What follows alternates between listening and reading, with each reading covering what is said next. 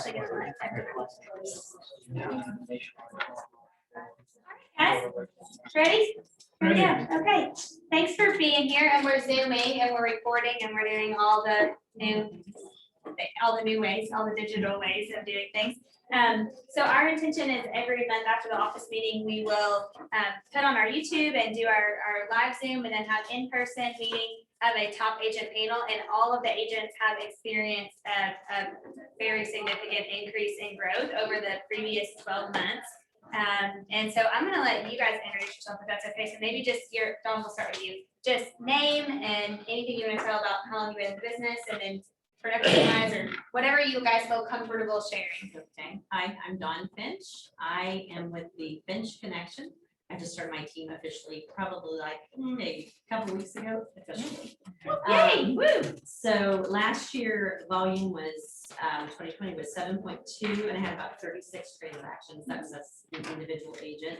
And then this year by September, it's 8.2 million and 34 transactions. Great So that's job. exciting for me. I'll double my business this year. And then I have a team now, so I have one agent and two assistants. Both of my assistants are part-time. And then I have the transaction coordinator, I love Kate Randall. So, anyway, and I've been in the business 8 years. Awesome. Cool. Jen? Jennifer Courtwright with the Courtwright Group. So I've had my license since January of 2012. I was a solo agent until August of last year. Started a team, it's just myself and one other agent. And then we have our lovely Keisha business coordinator. She does all of our transaction coordination and social media. And so from the time we formed our group in August of last year till the end of next month, we'll have closed about 9 million, which isn't necessarily jaw dropping, but You've had a huge increase. yes, compared to the year before, it's about triple, right? Yeah. Awesome. Cody. Hey guys, Cody Butler with the Urban Living Office in the Short North. If you guys haven't checked that out yet, please come say hello. Just joined with KW2 back in January. So, and just started my team. So I was an individual agent, got licensed mid 2015, was part-time for about 6 to 8 months, and then jumped right into it full-time in 2016. And then from there, I was just an individual agent up until about 6-7 months ago, and just started my team. I got 2 agents that are under me. I was just under 8 million last year in production, looking to at least grow that by another 70% of that number. So, and really just kind of expanding from there. So I've serviced a lot of the urban neighborhoods of Columbus and inside of the 270 loop. And excited to continue growing. So good to see you all. Thank you. Awesome. Ken is our guest. So Hi guys, I'm Kim Mills. I'm actually with Cutler Real Estate, but I love Troy and Dana and Cody as a friend. So they asked, I definitely come on over. So I started in the business in 2010, back when we were really coming out of the recession at that point. But I was jumping in when I don't know what I was thinking, but I was actually laid off. I was working for developers downtown. Had my first child and was like, I guess I'll just do this full time. So, so that was 11 years ago. I started on a really large team with HER, View Tech and Rough. I was there for almost 7 years, 6.5 years. And then I didn't know you were with them for that long. it was like a family for sure. But Yeah. and then when I switched brokerages, I went out on my own. So I've been on my own for 5 years, I guess. Yeah, production, I'm terrible. I don't know. I think I did just sign something for OAR. So I did get Pinnacle, but I think I'm under 9 million for last year. Perfect. So I'm sorry, I do not keep track. That's close enough. Yeah. Awesome. Okay. All right. Lori, our mega hitter. So Lori Lynn with the Lori Lynn Group here in our this Keller Williams office. So far this year, as of the end of June, we were at 40 million, 125 closed transactions, and we have 45 in contract. Oh my gosh. Between- 45. Between new builds, listings that are in contract. So the 125 is just the closed. So this year, our goal is to hit 100 million and 300 transactions. So we're close to making it happen. The fall, we generally do more business than we do in the summer anyway, because obviously the summer is much more competitive. So we've definitely increased our business. I've been in the business since 2002, so 19 years. And every year that I've been in the business, our group, I was one of the first people at this Keller Williams office to actually have a team. And our team has continually grown. You sound like me. I know. So not only has our team grown through people and transactions, also leads. We've done a great job past marketing, our branding. And I think that's one of the things that we talked about today is our branding, and that's significant for us because people off the street know our logo and they see our sunflower and they recognize it as you're those realtors. So that was one of the reasons that this group was selected, because all of you guys have implemented marketing and branding in like a huge way. Some longer than others, some newer than others. And from my meeting right before this, you guys know your database and your marketing and brand. I mean, that needs to be the focus. Like that is where it needs to be. So I'm excited to have each of you guys kind of talk about that a little bit too. Lori, how many agents do you have? Producing agents, I have 13. And 4 of them are new agents this year. So Because you'll take seasoned and new, right? yes, but the people that have been on my team have been on my team more than 5 years. So I have my top 6 Yeah.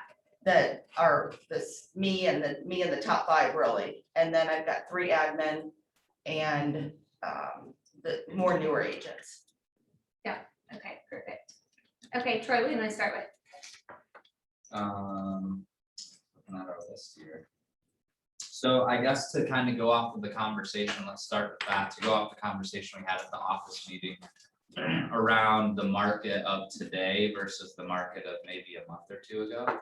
I'd love to hear from you guys kind of what you're seeing, since actually you guys are all kind of in different areas that you focus on. So I'd love to hear what you guys are seeing. And for this question, we can kind of go down the line. I don't love doing that with everything, but I think it would be good. Is just kind of say like the areas that you guys kind of work in most often and what the market's looking like there and how it's different from maybe a month or 2 ago, and talk about maybe the area and price range, because I think there's a difference there as well. So I guess we'll just start with you, Lori. I know you guys can be all over the place, but. And we are, I mean, we have listings in Zanesville to Springfield, listings up in Upper Sandusky, north of Chillicothe. So we do have a broad range. We don't necessarily market all those areas. It's just referrals mainly. You know, people sell my brother's house, sell my cousin's house. Are referrals your main source of business?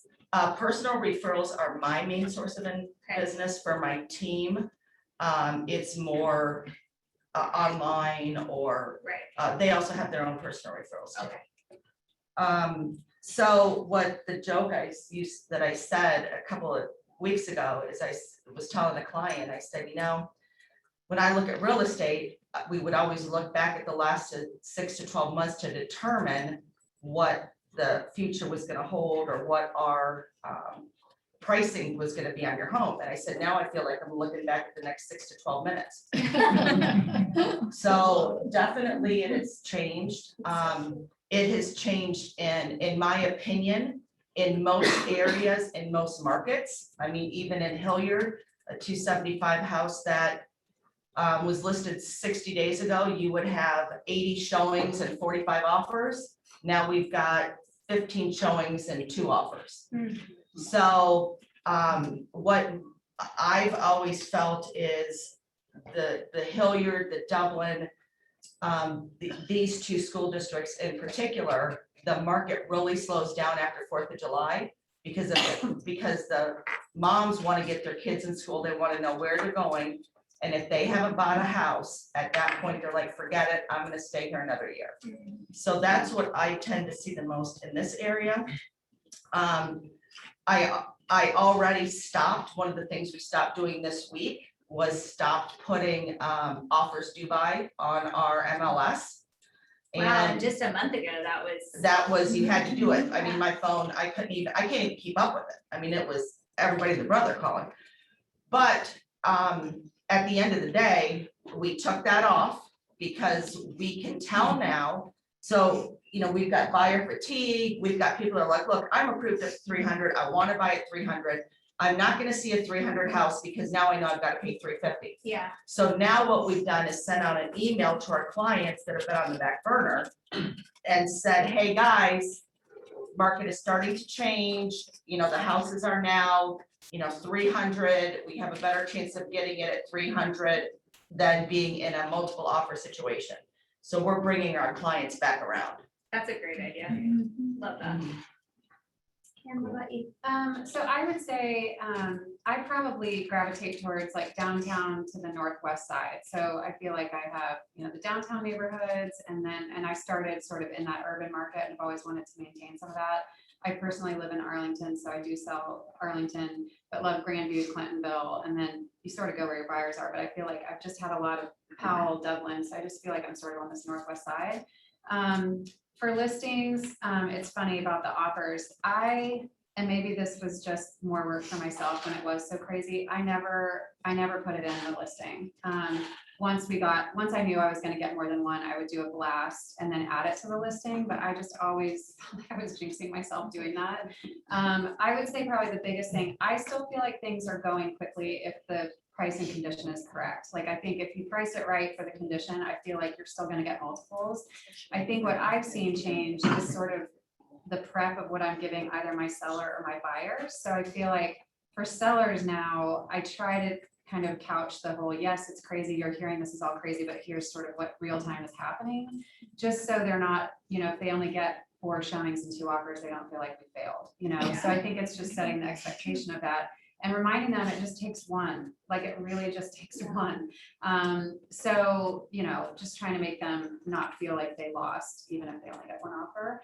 For buyers, I still, you know, I feel like they still have to sort of be ready to be super competitive. But I agree with Lori that I think the amount that you maybe had to go over is not the same across the board. But again, I have seen some like, I don't know, like there was one in Arlington I showed over I think it went live on Friday, it's in contract. I'm sure he had at least 4 offers. He's with Keller Williams, right? Jeff Ellis? He's with Keller. He's that classic. Anyway, it was, I think that one was listed at 840 and it was beautiful. I mean, but the master bedroom was decent. The closet was small and the bathroom was really small. So on the counter, they had like the plans if they were going to push out the master and do a big addition, which was kind of amazing because That was I think, smart. yeah, it was really smart. So, you know, I think at different price points, Yeah. things are still moving quickly, but I have seen a little bit of a, you know. You know, the crazy thing is though, I was just sitting here thinking, I mean, just a month ago when we did this was when Allie was sharing her story about her client saying, call and find out who won and I'll give you $100,000 cash to walk away from the, so it, even in the last 30 days, it's changing a little bit. I would also say like Q4, I love Q4. Yeah. I just think I don't know, sometimes I've had relocation buyers that are trying to figure out like where they're gonna go. And I just feel like I've had some buyers like in the last 3 years, every year, obviously it's gotten more and more competitive on the buyer side, but they actually feel like they won. You know, it was like the seller started to feel not desperate, but really like way more motivated for whatever reason, if they wanted to close out by the calendar year. So I just feel like just because it starts to change, like if you can stay engaged and you can re-engage your clients, like you oftentimes can maybe be in a less competitive situation. Yeah. Love that. Awesome. Cody? So my approach is completely different from you guys because a lot of the urban markets in Columbus are a lot slower than Dublin, Hilliard, UA, most of these that are backed by a school district. And that's kind of the approach that I go into it with the seller. A lot of that is cyclical, obviously spring and summertime. I feel like some of the urban market is kind of hit or miss depending on time of year. I feel like summer, it's pretty saturated most of the time, so a lot of stuff does come on, but it doesn't move super quickly. And then I think we've got to look at like the market conditions. So a lot of people that we're now coming out of COVID, a lot of businesses that did shut down, the protest, everything that was happening in urban Columbus, all of that's starting to rebuild. A lot of that was, we had a lot of good momentum going up into that point, and then I feel like COVID just kind of stopped all of that and halted it for probably the next couple of years. But I think that the higher end markets are moving pretty quickly, especially things that are tax abated and that are new. I kind of dive into that 250 to about $500,000 price point. And a lot of that stuff does sit for quite a bit just because there's a lot of things, a lot of condos and homes that were tax abated coming out of the previous recession that are now ending in late 2019, 2020. And they're just a little bit harder to sell because people are willing to, don't want to pay as much in taxes if they're not getting as much space. So while the approach is a little bit different, things do still sell. It's just a different conversation with certain buyers and sellers. So, you know, if anything, I think relationships with other agents in areas like that to help, like if I have condos in a certain building, and I have relationships with other agents that have sold in that building, pick up the phone, give them a call. Hey, how'd you get this sold? This thing was on for 90 days and the seller's looking at me like, you know, something's going wrong. And that's just kind of the condition of the market down there. I also think, Roger and Mandy said the same thing on the panel last month that like, do you remember that? It was all about their relationships with other agents. absolutely, especially down there, because I think it's a very tight knit community when you get inside of, you know, like the villages, Italian Village, German Village, Short North. I do a lot of business in Marion Village, and it kind of resonates with where my marketing goes with a lot of first time home buyers and move up sellers that go into the next house. So, you know, I think it's just about establishing that conversation, looking at what market trends are going, and then communicating with everybody else in the marketplace just to make sure that you're giving out the right information, but then you're also comparing that to, you know, a Hilliard or a Dublin and talking to your buyers about that. So when I sit down with every buyer that we work with, it's going through the counseling session and saying, hey, if we are going to look in Hilliard and Dublin, we've got to be a little more fast paced on some of these things. And we're probably going to be doing an appraisal gap and certain things like that going as is. Due to the amount of inventory and how saturated I think my market is, I think you're able to get a little more creative on what you can do as far as structuring your offers. But that is also on a case by case basis, because when things do come up pretty hot, you know, your agent will be able to tell you, Yeah. hey, we need to move on this pretty quickly. So, Yeah, we're gonna have y'all share like your top 1 or 2 things you do to win multiple offers too. Yeah. Cool. Okay. So I'm primarily in Marysville. Honestly, we aren't seeing much of a change right now. Okay. We just had a listing this past weekend, you know, we saw 9 offers way over list. That was Angie's. I think a benefit that we have up in Marysville is that everybody's trying to get out of the other places where they're paying way more over, so you get more bang for your buck in Marysville. So we're seeing a huge influx of people from Hilliard and primarily Gahanna. Those seem to be the 2 places that most people are moving from. So they want more bang for their buck. So we're seeing a lot of multiple offers. I would say one change I have seen is probably more confidence in buyers. More buyers saying, I'm ready to buy, because now they're saying, okay, well, this isn't just like a bubble, right? They're seeing that the house on the street sold for this, now this one's listed based on that comp.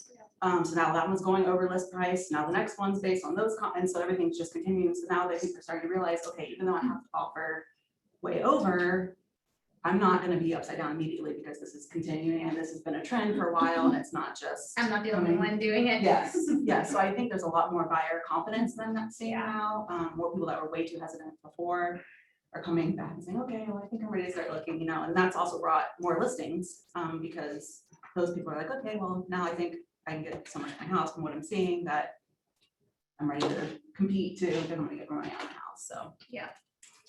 So Jennifer, do you think that buyer confidence is coming from just them like figuring that out on your own, or is that an expectation that, are you guys going back to them and saying like, hey, remember in the spring when we talked about like like we call it setting the new floor. Right.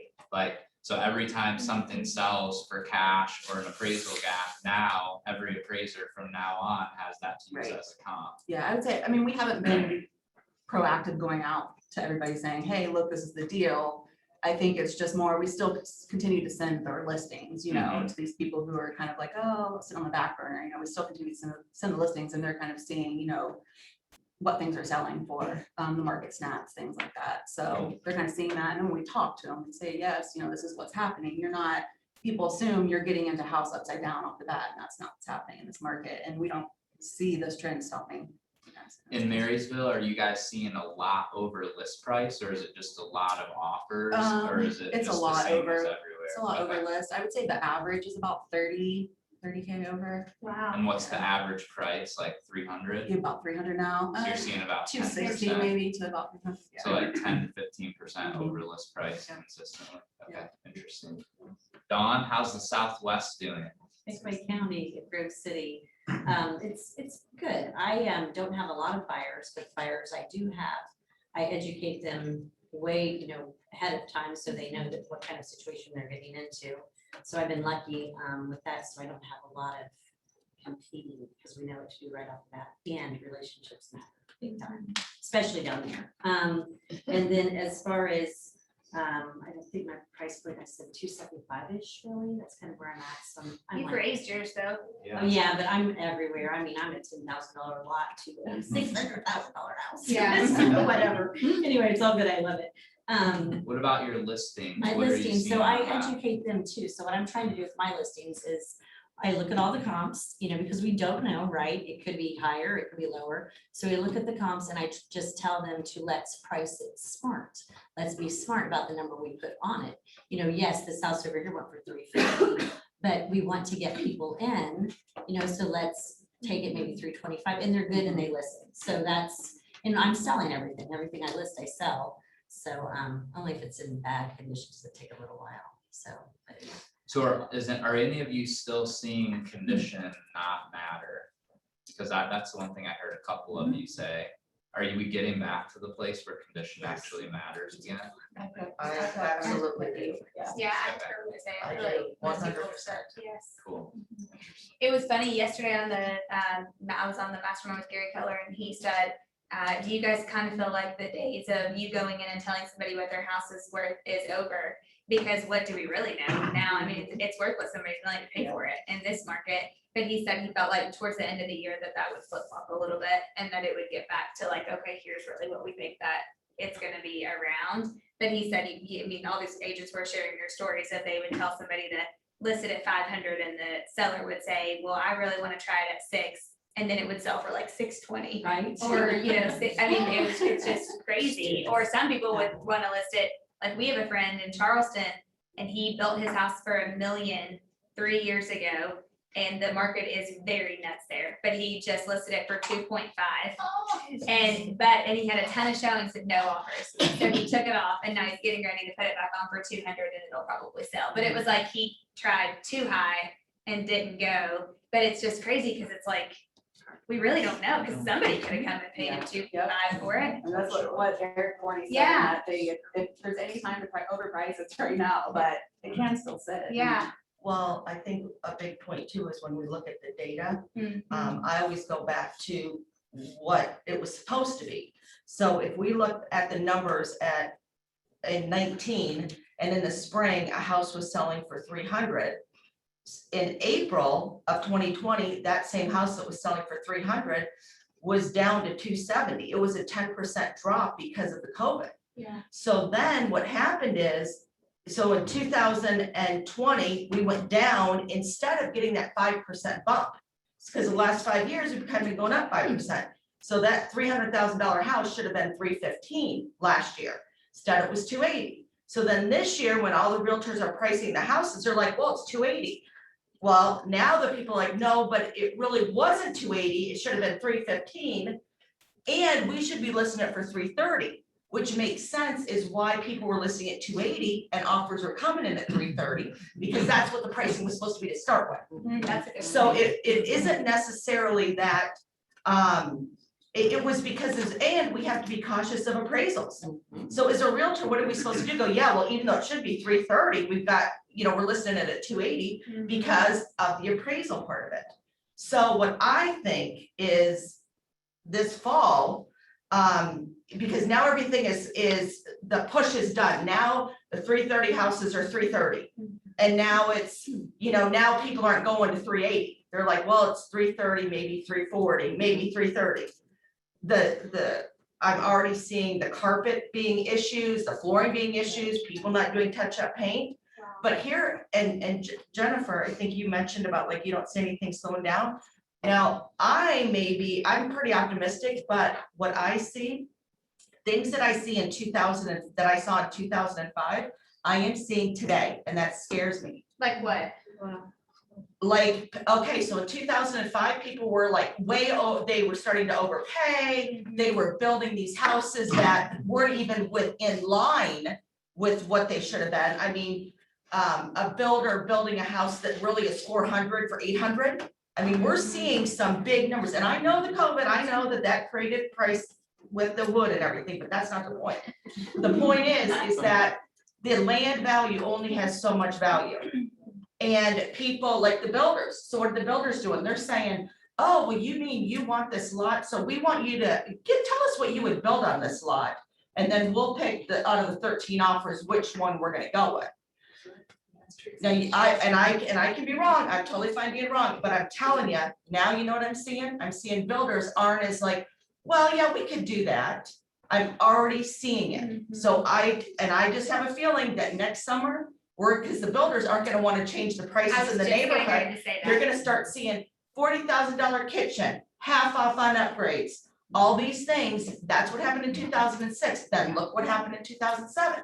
Well, yesterday on the masterminds, people were saying, but lumber prices are coming down, and Gary said, yeah, but do you think the builders are gonna bring their prices Exactly, down? They're not going to. exactly. And that's gonna catch up. The Yeah. one thing that isn't here though is people are actually putting money down. Yeah. And so they have equity in that Although the $800,000 100% just house. came back out, I just saw that, Well, it hasn't been out all spring though. Yeah. So most of the people No, that but are when did building. it come out? When did the 100% financing come out, Troy? 2005. after, yeah. Yeah, 2005 is things when, rolling. yes, exactly. So see, that's another point.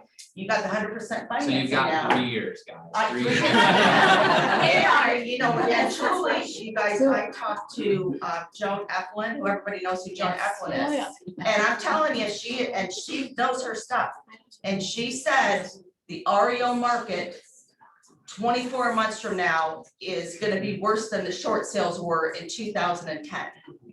See, So- Gary says that he doesn't think that it'll go as bad as what it was then, but he did say like bust out your REO books again. Yeah, yeah, I agree. I think one difference is though, I totally agree with you, but back in 2005, our interest rates were a lot different than now. So now people don't have the huge payments that they can't, wrap their arms around. That's what I was gonna say. Where before they were too high. Yeah, and Now then the their interest guidelines. rates are so low, their payments are low, they should be able to handle that because of the lower. payments. Gary did say that. He said that people aren't as Me, much Gary, like the yeah. monthly. You guys have the same wavelength.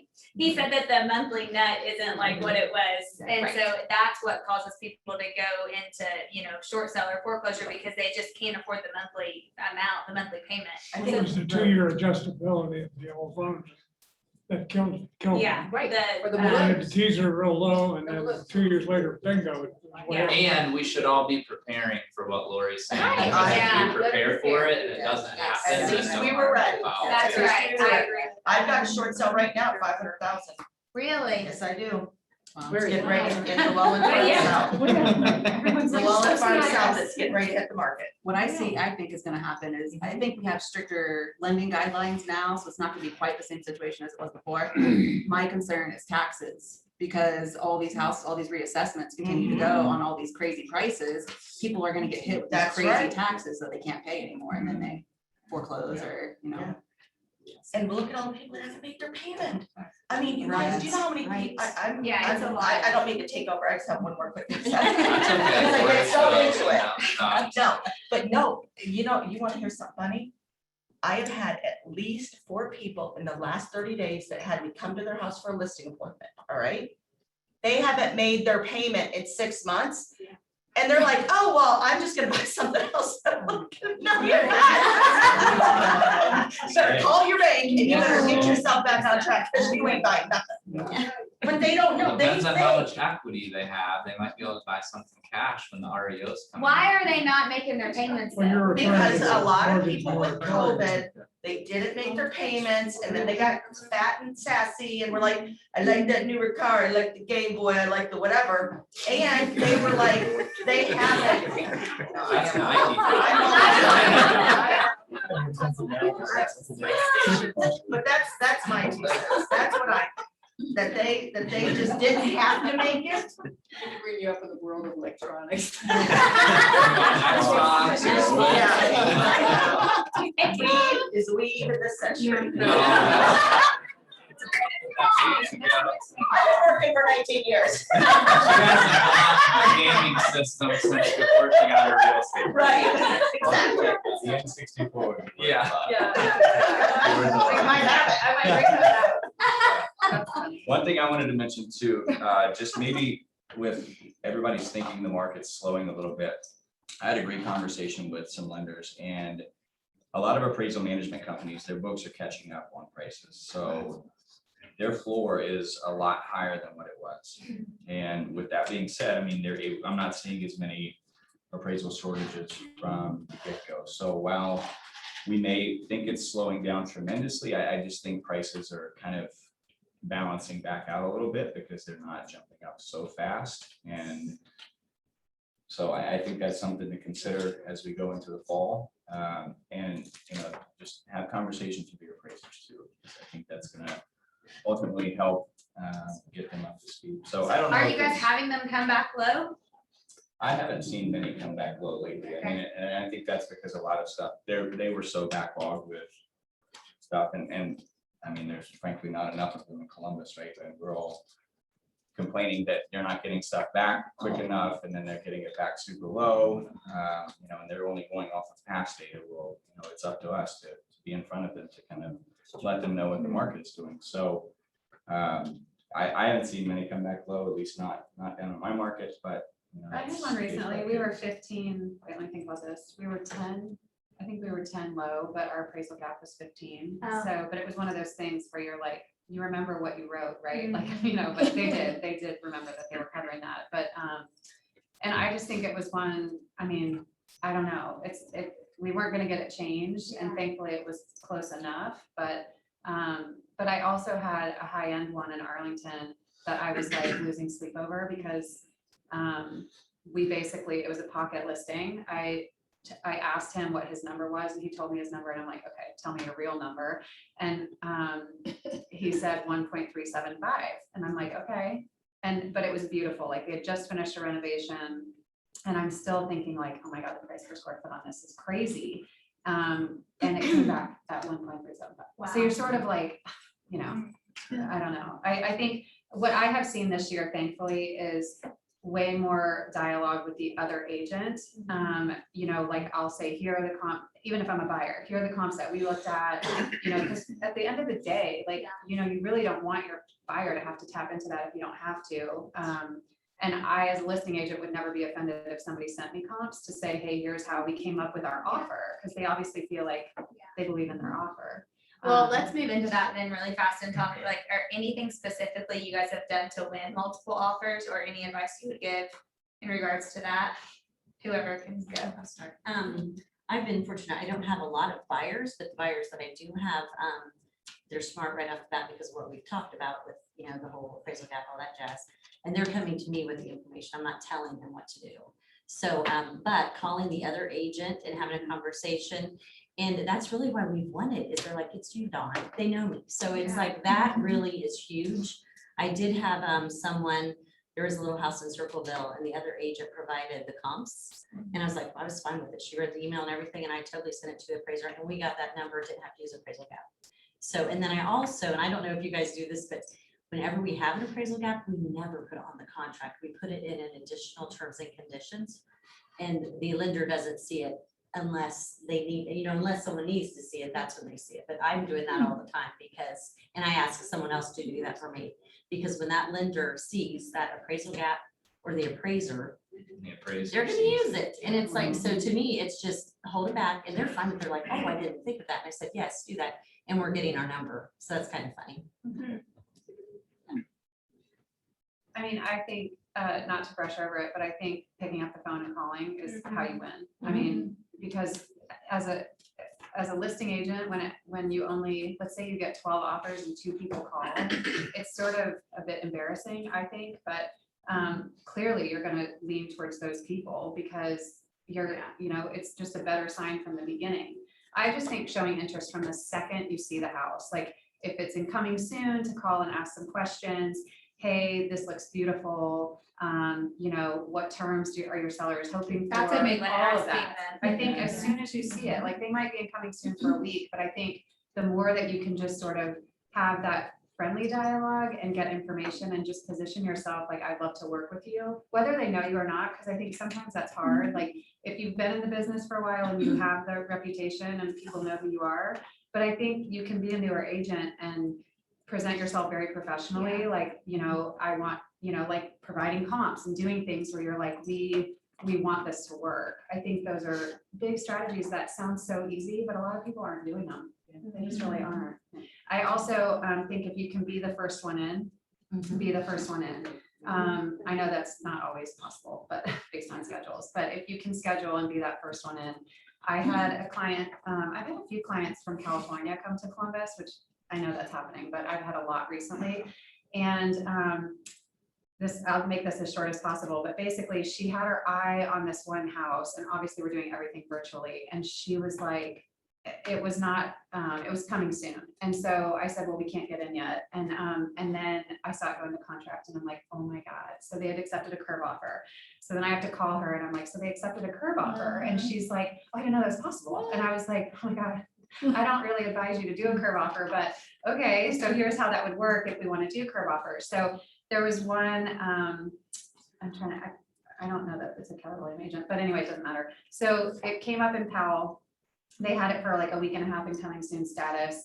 How long can you have one? 30 days. 30 days. Oh, wow. Yeah. We can only do 7 in Kentucky. So, well, okay, so she was like, yeah, exactly. That's Kentucky. I know. I'm just kidding. I like it. No, we give her a hard time. Yeah.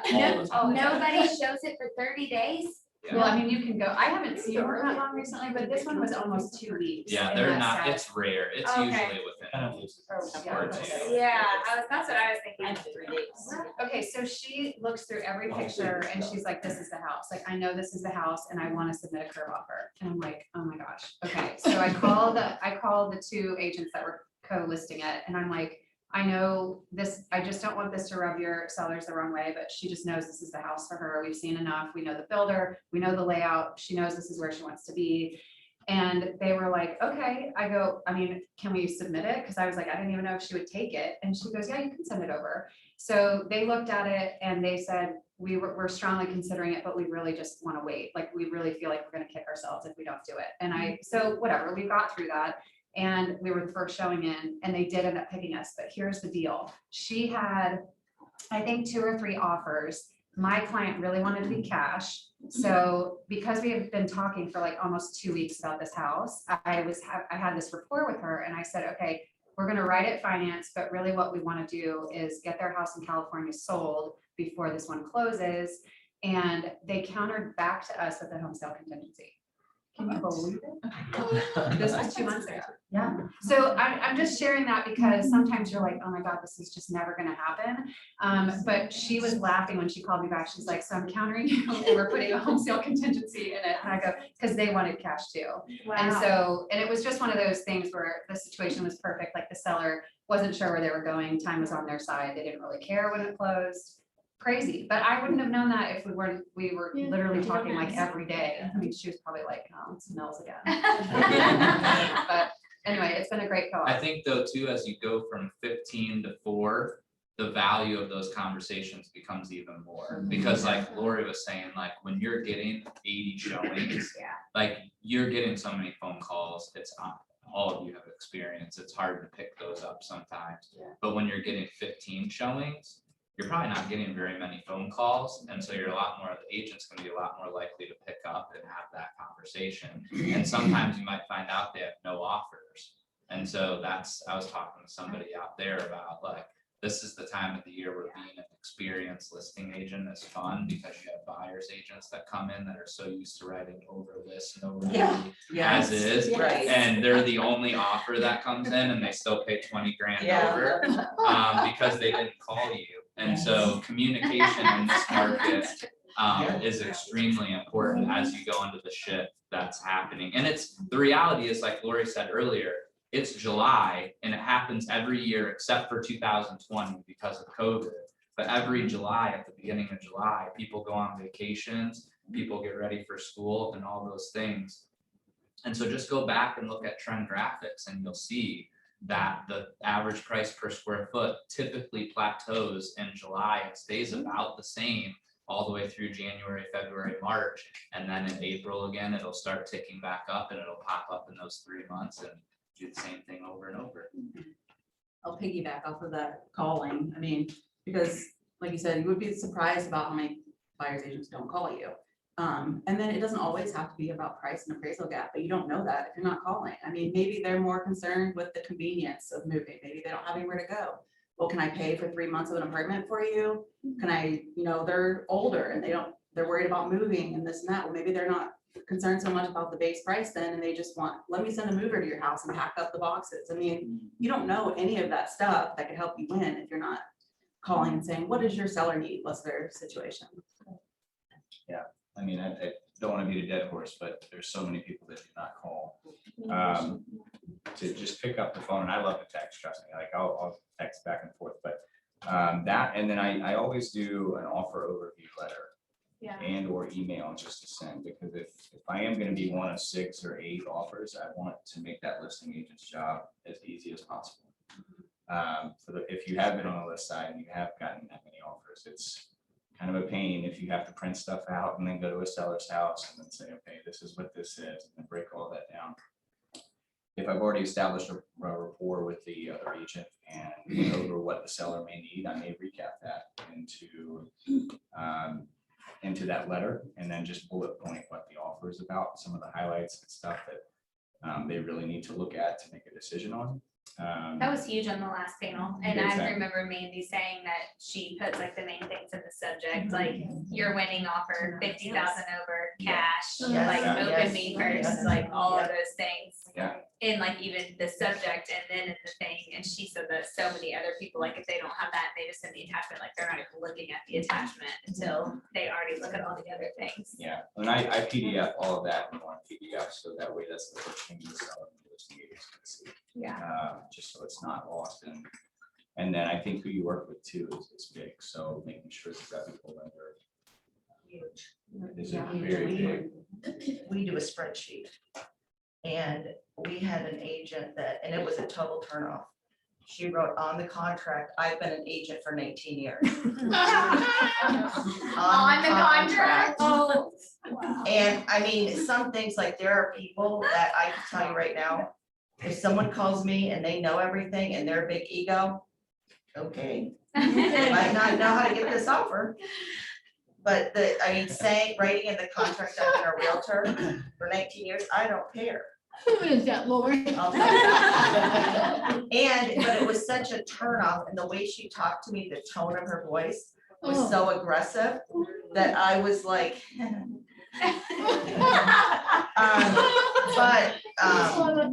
How we get a lot of deals through on the buyers is non-refundable deposits. Yeah. Made the check out to the seller, cashier's check to the seller for $5,000. You take our offer within 24 hours, this will be dropped off at your house. And because so many people, like a red flag, when I have a listing and if I get 15 offers, and well, here, I'll tell you, 15 offers and they're all like within a certain spot, then there's one that's like 70,000 over, contingent on an inspection. I'm telling you, I had one in Lewis Center, 360 house. they will go up to, the offer was 475,000. There's no way we're taking that offer, no appraisal gap. Like, and everybody else is at like 400. We're not, that doesn't even make sense. So I think too, you know, telling their clients what's realistic, like that, nobody's taking that offer. I agree with that too. Okay, so we So have about like, branding and marketing. yeah, Go let's ahead. definitely, that's where I was gonna go next. Okay. So in the time we have left, let's do, let's talk first. Well, I want to do two things. One, I want to talk about marketing and branding, and then I kind of want to couple that with, are you doing any experiences? What value are you giving to your clients? How are you standing out amongst the other 8,000 of us, or however many there are now? So whoever wants to go first, have at it. I'll start because I'm a branding nerd. I know, I am a branding nerd. So my first job out of college, I was in advertising, and I love advertising and marketing. I was at a huge agency in Chicago and then was in some agencies here in Columbus. And it's just never left me. Like even to this day, if I see a cool campaign or a terrible commercial, I'm like, God, that took a lot of effort to make that really crappy commercial. It does, it takes just as much effort. But so it was one of the things I was most excited about when I, and probably one of the driving forces of me actually going out on my own, because I really loved where I was, but the opportunity to create a brand that is you, I think not many people get to do that. I think it's one of the coolest things about real estate is you can be who you are and, you know, figure out what your brand statement and all of that is. But I really think it's worth taking the time, and it can be really difficult because I think so much of it is you have to figure out what your brand essence is. Like what do you want somebody to feel when they see your stuff? And it needs to be consistent. So it takes time. Like I came up with a creative brief that I used to have to do all the time in advertising. And it's, you know, it's those emotional words that you have to figure out. Like, it's not so much just like, I'm an agent. You have to figure out like, how do you differentiate yourself? And if somebody's working with you, what is the stuff or what are the feelings that you will leave with every client that makes people just know like, oh, when I work with Kim, this is what's going to happen. So take the time. What do you to- want them to feel for you? For me, it's all about value. Like it really is all about value. I want them to feel really special. I want to feel like they're always getting value from me. And I want to do it in a way where it's like luxurious at every price point, if that makes sense. Yeah. Because I don't really care what your house is worth. I still want you to feel very valuable and special to me. And so it doesn't matter like my stationery, what I give people, all of those things, I really curate it. Like, and it doesn't happen overnight. Like I've sent some stuff that I'm like, oh, that was terrible. Like, don't do that again. But you start to figure out, you know, what feels on brand. And then as you keep doing it, and consistency is very important, I think people start to recognize it. So like what you're saying about the sunflower, it's like, that's intentional. So you just have to make sure you stay focused. But the other thing I would say is as you grow your brand, for me anyway, it has helped me like all the shiny objects that were thrown, like, oh, that sounds really fun, or oh my God, I should do that sponsorship, or oh, let's do this event. Like that stuff, it's so easy to say yes to. And then you're like, what did I just spend my budget on? And it's not on brand. So for me, it's like taking that filter and using that. Like that sounds really good, but that is not on my brand. And so maybe I'll buy a ticket and I'll show up, but I'm not going to sponsor it. Like, I think there are different ways that you can still show, like it could be a client that's involved in something and you want to show your support, but like, it doesn't mean your name has to be all over it if it's not your brand.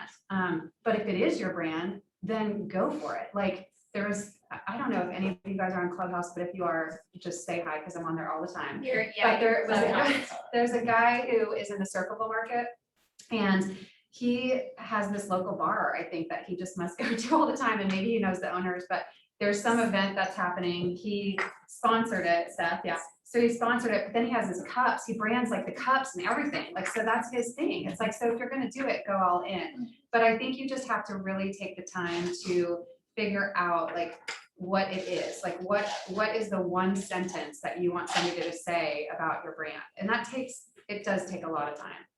But that would be my big advice. Well, I love yours is like so just classy and classic, and just it always looks good, and it just looks the same all the time, and it's very consistent. And I love, that's how I even really knew you, was because I started following you on social media. But you started a podcast too, right? Yeah. So why did you do that? So, okay, so let's go back to 2020 when we all were like, oh my gosh, are we just gonna sit at home? Like, what the heck are we gonna do? I was like going on to any webinar, any free content, anything, like anybody that was talking about real estate, I was like, give me the link, I'm gonna jump on. And I just felt like the consistent theme was you have to provide value to your clients. Like you have to be providing value to your clients at all times, like not just when you're doing a transaction with them. So I just kind of, it was that message. And then I also feel like in my life, I do a lot of different things. I have a lot of different friends that are interested in different things. So I often feel like a bit of a connector. Like somebody will say like, oh, I wish I knew somebody that did X, Y, or Z. And then I'm like, oh my God, well, Sally does. So let's have you guys meet. So I started thinking about big time. yeah, so starting thinking about that, and I said something to the president of Cutler. I was like, am I crazy to think I should just start recording this? He's like, no, you should start it yesterday. Yeah. And so it was really messy at first, but I had been working with a coach who was really good, Whitney Abraham. Follow her on Instagram. I love her. She's great. She's really, I mean, she's a marketer. So if you feel like you don't know how to market or don't know Instagram, just follow her. But she was like my first ask. I was like, God, I wonder if she's gonna want to do this. Would she want to record a conversation? But we knew each other and I was signing up for her coaching and it wasn't like a total like cold, Yeah. like a cold, I'm asking you out on a date and you don't know me. And she was like, absolutely. So we recorded on Zoom and thankfully we recorded it in a way where we could get the track and it sounded professional enough. So I did 2 that way, and then now I'm recording it like in a space with microphones, and it's super fun. I mean, you do one too, but Yeah. so my whole thing is it's really not about real estate, my podcast, but the branding is all really similar. My font is similar. I usually use black and white, so And that's it's giving value to your it's giving value. people.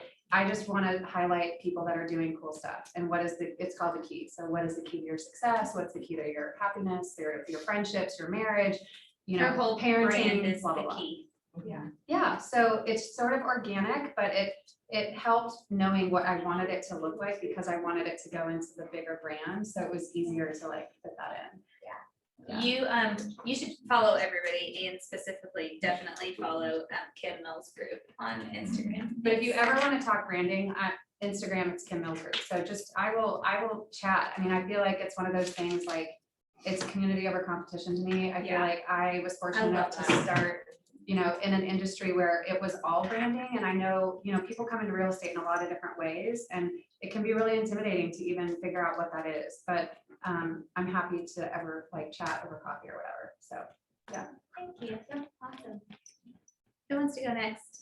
Will you go and just tell me what you okay, so Jennifer texted me this picture of her one of the new things she's doing, and I literally like screamed. I got a text, and I was like, oh my God, it was the coolest So- idea. Our branding, when we redid everything, is our slogan is buy, sell, give. So our big thing is how do we give back with everything that we do, right? We try to do like constant volunteering, fundraisers, like all sorts of things, giving back to our community and everything.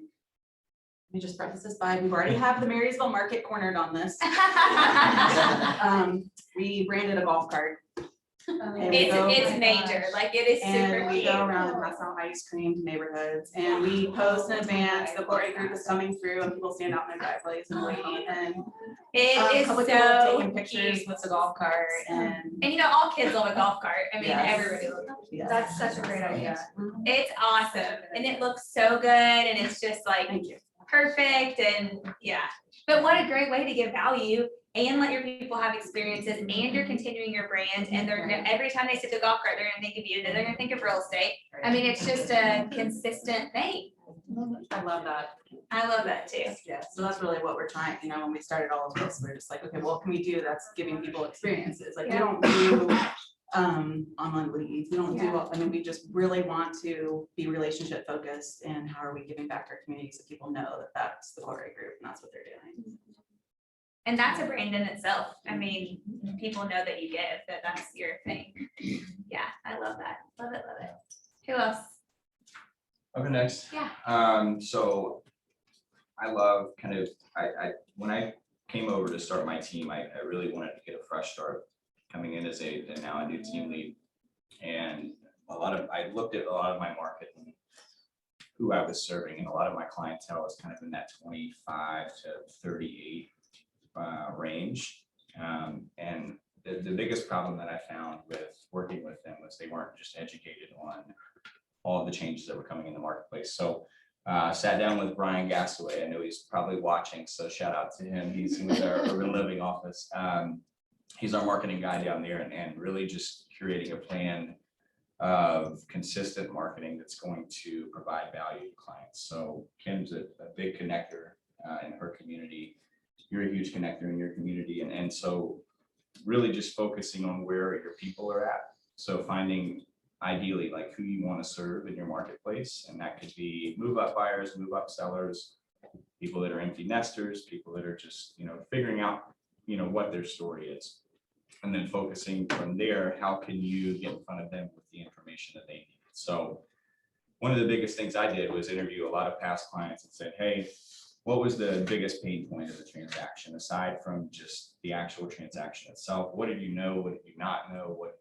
What do you wish you had known going into that? So taking all of those problems, kind of reverse prospecting our way back to the marketing. This is what the people need to see, and just going, to them with that information. So for those of you, just go back and ask your people. They're going to tell you they love you, but they're going to tell you what the pain points were, and they're going to tell you exactly what you need to hear, and that's going to help you kind of craft the vision. Go from there. But a lot of mine is just a value approach through education and making sure that people are aware of some of those pain points and some of the things that they may not know ahead of time. And then just being consistent with it. Or you mentioned earlier, you sell everywhere, but I'm not going to market everywhere. So I think finding an area that you want to double down on, where your people are at, and then letting everything else kind of Your come into farm. the fun. Yeah, totally agree. Huge farm. Especially now, because I think a lot of people have gotten away from an actual farm and they want to go super digital and Facebook advertising, and that's great. But I think, that's still a big piece of kind of the business that you still need to build. Majority of Gary's top 100 said that they're doubling down on direct mail, like that's where they're putting their money, that's where they're spending right now, is they're getting back to like double down on direct mail because people are home more now than they ever have been before. And they're not getting things in the mail like they were before, and just like very double down on direct mail, like in their specific areas and with their database. I mean, I'll share something on mail because I will just say I'm probably a rookie farmer. Definitely a rookie farmer, but I have like the mail routes that you do through every door direct or whatever. Yeah. And it's like, I feel like I go in like these waves of like, oh, I'm so into it. And then I'm like, whatever. And then it doesn't work. Like you really have to be dedicated. Yeah. But one thing that I really tried to implement the first time I went through this training called Ninja Selling is the handwritten note. Yeah. And so I think the power of a handwritten note, it's 2 note cards a day, and it can be to anybody. And I actually try to not have it all be work focused because during COVID, I had a friend of mine from college that just sent me the most random note, and it was it made COVID for me. Like it was just the simplest thing. And I think we forget the power that we have to do that for people when it's out of sincerity. And so if 1,000 mailer list or the price of that freaks you out, don't start there. Like just don't start there. Go to your past client list and start there. But then also like who does your hair, who delivers your Amazon packages every day. Like all of those people deserve to know that they mean something to you. So Totally agree with that. Yeah, I love that.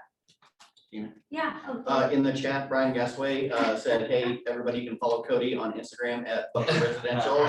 And he said, sorry, Cody, I had to throw in the Instagram plug for you. So. Thank you. Love it. Thanks, Brian. Brian's a marketing guru in himself. I was gonna say something about the handwritten note and I forgot. Shoot. What did you say before that? The handwritten note, the direct mail. Oh, I know what it was. Gary has always said, I'd rather you make direct mail to 5 houses 50 times than 50 houses 5 times. Like go with a smaller quantity and hit them over and over and over and over and over and over. And then as you can afford, you know, you can add to that. But people would just do like a 50,000 neighborhood every door direct mail 2 times and be like, I never got a call. Yeah. It was a waste of money. But really, if they would have done 50 houses and did it for, you know, 10 weeks in a row or whatever that looks like that's the key to farming and direct mail. But this is when you can think about like, this is where I'm like, God, sometimes I'm like, maybe I should just do this. But think about like, okay, you take your golf cart and you're like, okay, I've been mailing to these 2 streets. Let's just say they're 2 Yeah. streets. And I've been sending them something every week or every other week for months or whatever. Then you can do a little like mini event. It doesn't have to be anything big, but like the Tupelo donut truck, they actually don't go anywhere anymore, but let's just pretend they did. Tupelo has this awesome like turquoise food truck and they have the most amazing donuts. If you haven't had one, go find Tupelo. But you can have Tupelo come and like do a branded bag. So you could Love put your it. stamped logo on the bag and then you could say in this thing, you know, hey, love you, come get a donut on me. And then just park it like whatever in your driveway. Like who cares where it even is? But I just think it's the more personal touch. Like, and I also think it's like send what you would want to receive, I guess. Like, you know, it's like we all know what it's like to get the letter or you're like, whatever, they don't really care if I would want to sell my house or not, you know, but I think you just have to use Yeah. that filter.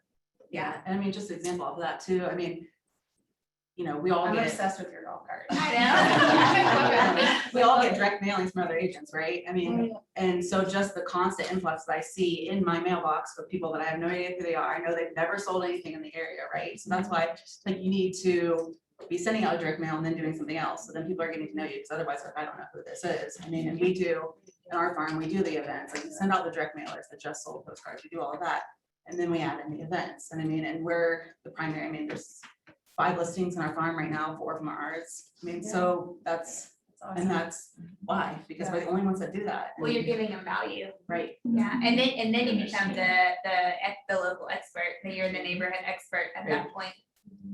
Yeah. And Jennifer, how long have you been mailing to that farm? Or working it.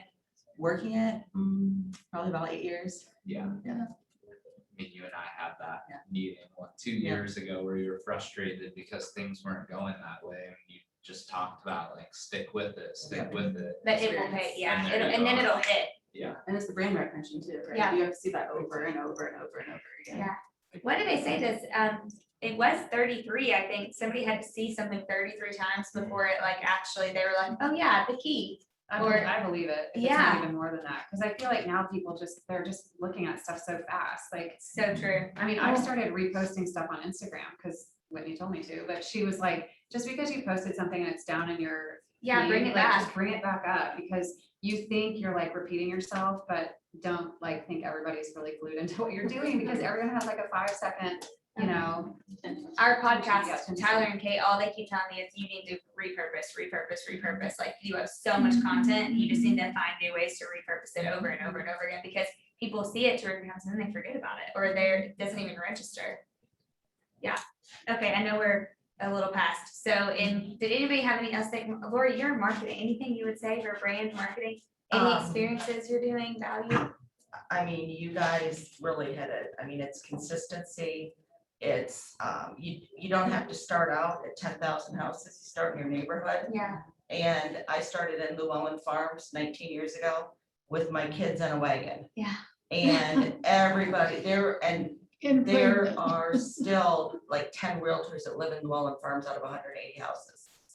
But I get most of the business in there because I've been doing it. People trust me, but every year I do the flag.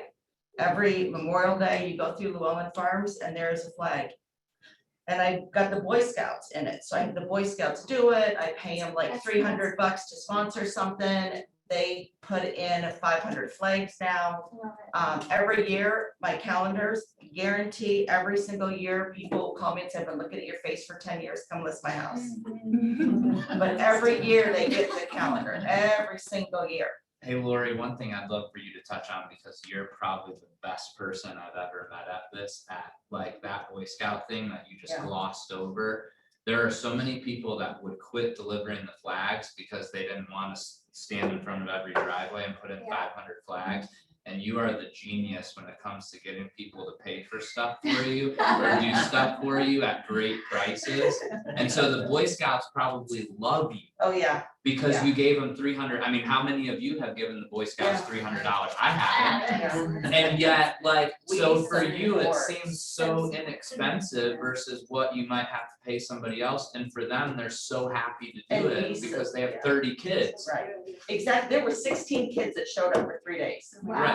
Like it is, That is but awesome. the, I have the Halloween thing we do at the Delaware Rec Center. I don't even know if they're gonna do that anymore, but we have kids that do it for they hand out candy and they get, what is it, for their community service hours. Oh, yeah. I have interns that work with me for community service hours, but we give back, like what you're talking about, Jennifer. I mean, if you look at our page, we give all of the time. We'll have a 4th of July basket. We'll have a Easter basket. We'll give 10 packages of wrapping paper to the first 10 people. Last year, which please do not look this up, 'cause it's so embarrassing. Last year, we did the 13, what is it, the 13 days of 12 days of Christmas. I'm still mortified. I found this like little dress that's like a Santa dress. But what we did is we went to 12 businesses Yeah. that are local to this area. Like we went to Butt Cakes and we're like, don't give us that, we're buying it. Like we don't, this isn't to cost you money. So we bought things, we gave out gift cards, we went to the Euro place and gave out gift cards and the Mary Kay Cosmetics, whatever. I mean, we did a ton of them. But the community was like, oh my God, because they want to see that you're in it. Yes. It's not about how much money you make and you driving a nice car. If you're not giving back, I'm gonna tell you, they know it. Yeah. They know, they watch what you do. Yeah. And That's you know, a great raising point. 5 kids, I have, you know, you can tell what's going on. Yeah. And you know, you gotta watch what you're saying and what you're doing. And if we did not give back I think that's why the community supports us so much. Like Llewellyn Farms, is because we're continually, they don't ask us to do the flags, we do it. Yeah. That's nice. That's cool. Love it. Awesome. Would you add anything? or- I do a lot of different things, but I'm like Lori and I give back to the community a lot. I've kind of teamed up with Key Bank. It actually, I never send them business, but we really like each other. So we've done, you know, the Halloween We did candy. Yeah. Yeah, that was for Operation Gratitude. That was awesome. I was shocked at all the candy we got. I had no idea it was even going to fly and it was huge. So then we did another. You bring event. your leftover candy from Halloween, like any leftover. Yeah, and then we ship it off to Operation Gratitude, but Oh, long story, but I met people in Worthington that already do something, Blue Star Mothers, so I was able to send my 50 pounds of candy that I said I would to Operation Gratitude, and then the rest of it, the Blue Star Mothers, they took and put in boxes as filler for things that go to the servicemen or the, yeah, it was so cool, military. But from that, we did a shredded day, and then we also did Volunteers of America, so it's been fun with her. We just like each other, but I don't. Well, and I think people will be mad at me for saying this, but Dawn likes bourbon. And so like part of your, like you've been doing like, Yes, I'm you're getting it in incorporating there. that in. So, Yeah. Yes, yeah. I mean, just the thing, find something that you're passionate about or that you I don't love want and anybody to then. think I'm drunk, but it's. No, she's not by any means. You know, touch or whatever, so Yeah, that's fun. yeah. I I'm love having it. a good time. I love it. I mean, now I feel like my business where I'm at, like, I don't work to get listings. They're just, it's coming. So I get to take time and figure out, okay, what can I do now? Tonight I'm having a little event where there's a friend of mine that's running for Congress. I'm gonna have a little gathering, just a social event. And I love that. I'm so excited. I can't wait. Well, you So, get but to I the get to point- miss our party. What? You get to the point where then though you get to work on your business instead of in your Yes, business. And I yes, think yes. a lot of agents miss that and they're so caught up in and the appraisal and the inspection and this and that, that they don't actually take the time to work on their business like all of you guys are doing and have done. And that's when it starts to kind of snowball. It's fun. Yeah. I don't know if you were gonna ask us about listings and stuff, but you said you don't have to work on the listings, they're just coming, right? Yeah. I mean, and that's, yeah, I mean, and I was gonna say the one thing that really stuck with me and changed my entire mindset was on your Wednesday morning mindset. We were talking about something I think John Maxwell's dad had said, and it was put behind you the sale, and Yeah. put before you, adding value. Yeah. And so once I switched my mindset to like, instead of just trying to constantly go after the leads and how can I get a sale, how can I get a sale, I was like, okay, well, how can I add value? I love And then as that. soon as I did that mindset switch and I just focused on that, it just started happening as Yeah. opposed to fighting for it, I guess. I love that. Yeah, John always says that when you do that stuff, the money shows up. Like you don't have to, it's like the energy thing, like we talked about this before, Laura, but like if your energy is so into the money, like that's not it. Like it'll come to you when you're. Sending up the ships. Yeah. There was a team leader that was here for a while, and she said to me, if after, because the first 3 years I worked really, really hard. And she said, if your business after 4 to 5 years is not, the majority of it isn't from referrals and past clients, you're doing something wrong. So, and that's how I feel, you know, my business is. I always think that, oh gosh, I should be buying leads, but I have before. And those people are not like, they don't love you. They're shopping around for somebody else. Yeah. They're looking for the next best deal or whatever, but the people that you know, your past clients that you found or someone referred, they love you and they stay with you. So, I think this is like such a great time of the year to have a conversation like this, because like you guys have given me like just fun things to It's like think a about. reset. Totally, but I also feel like, you know, you guys are really humble saying like, I don't do anything or whatever, that they're just coming in. But the thing is, like, you are consistently doing what you're doing. You just aren't looking at it like, I'm not looking at that to pull that in. So I just think it's part of who you are. So I think like, as you're figuring out what you want this last part of the year to be, like, you just have to think inward, like think about who you are and who are you trying to attract? And then just don't psych yourself out by feeling it has to be so huge, because it really, as long as you keep doing it, I think it really does just build. Yeah. on itself. Yeah, love it. Great thing to end on. Thank you Yeah, guys it's a good ending. so much. Great. Sorry, a little late, but we appreciate it. And wait, we have to take a picture. Katie.